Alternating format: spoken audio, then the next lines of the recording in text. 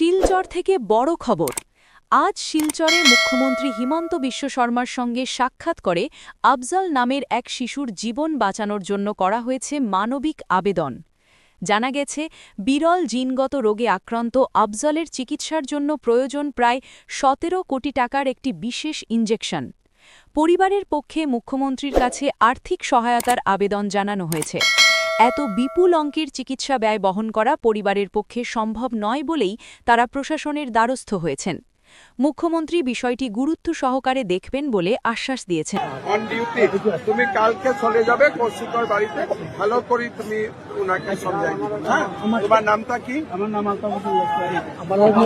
ইতিমধ্যেই স্বাস্থ্য দপ্তরকে প্রয়োজনীয় নথি যাচাই ও চিকিৎসা সংক্রান্ত রিপোর্ট খতিয়ে দেখতে নির্দেশ দেওয়া হয়েছে।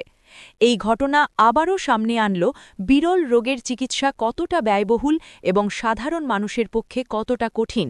এখন সবার নজর, সরকারি সহায়তা কি মিলবে? সময়ের সঙ্গে চলছে লড়াই।